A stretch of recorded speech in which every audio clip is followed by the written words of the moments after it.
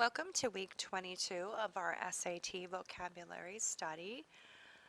Because sometimes people miss this, I'll remind you at the beginning that there is homework at the end. Also, please make sure you're listening to the video so that you're able to pronounce the words. That's a big part of our learning new vocabulary. This week, all of our words are adjectives, and this week you will be having a quiz on Friday on weeks 21 and 22. Let's get started. Our first word is benevolent, and when someone is benevolent, they express goodwill toward others, they express kind feelings toward others, they help each other, and they are charitable, which means they give. The Latin root bene means good. So whenever you see a word with that Latin root, chances are the word has something to do with being good.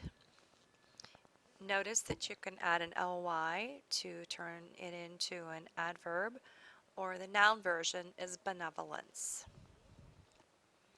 Here, Microsoft founder Bill Gates and his wife Melinda are one of the most benevolent couples in the world. Their foundation helps fund immunizations and health care of children in third world countries. They are extremely benevolent.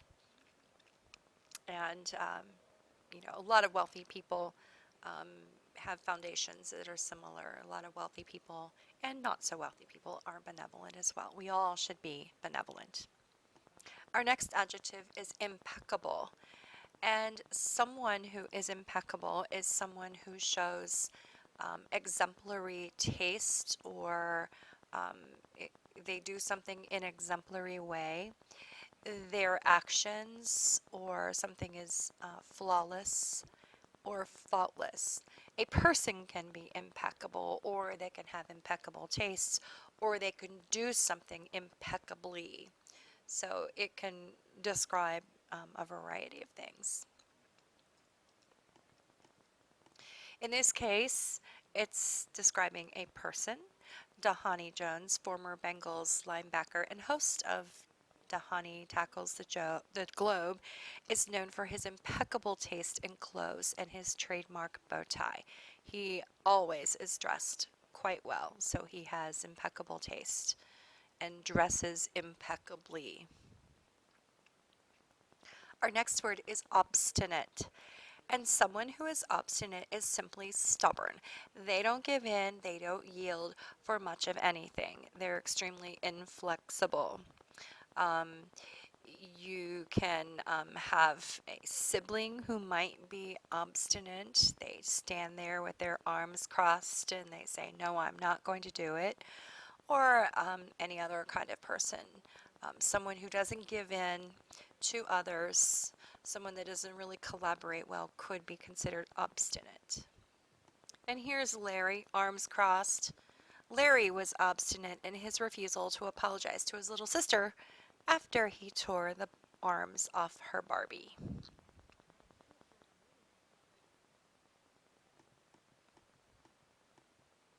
Our next word is resplendent. And something that is resplendent is very bright and dazzling and glowing, and it's just splendid to look at.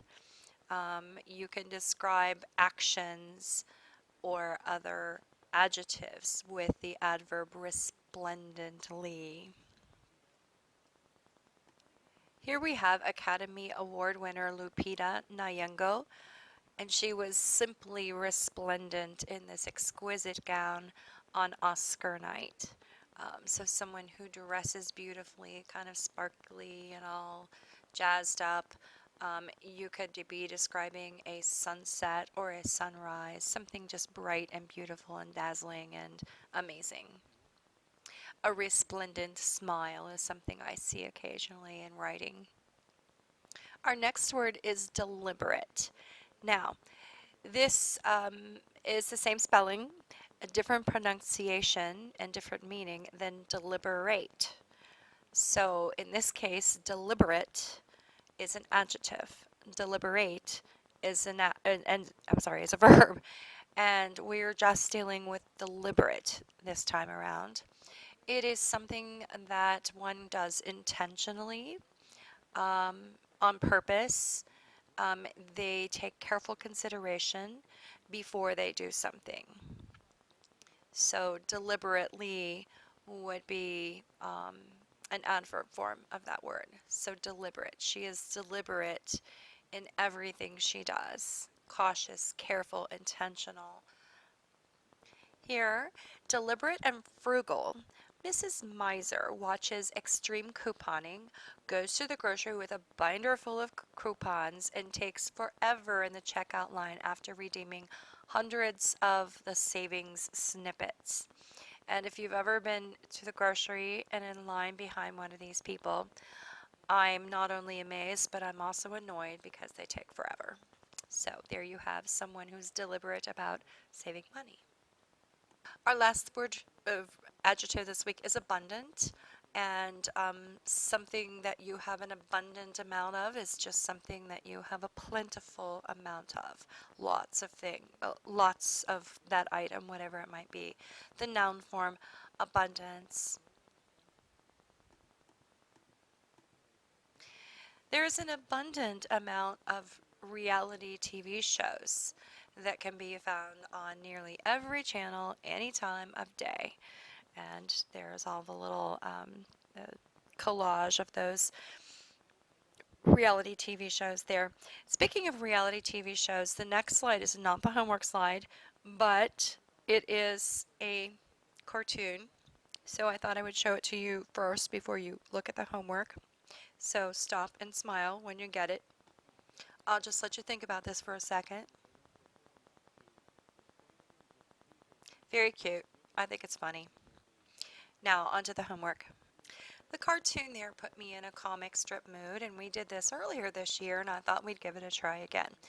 I'd like for you to create a comic strip that tells some sort of story and uses all 6 words.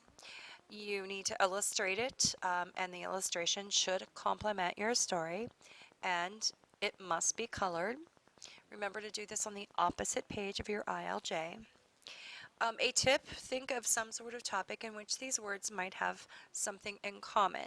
So look at all of them, understand their definitions, and ask yourself, maybe brainstorm a list of things that they might have in common, some topic. The first thing that came to my mind when I noticed all these words together was preparing for the prom. I thought to myself, gee, I think I could do a cartoon or a comic strip relating to a girl and a boy or a girl preparing for the prom. So if you're stuck, you can use that topic, but otherwise, please come up with something creative on your own, and I'll ask you to share these on Wednesday when they're due. So have a good evening, and these are due on Wednesday, and don't forget our quiz on Friday.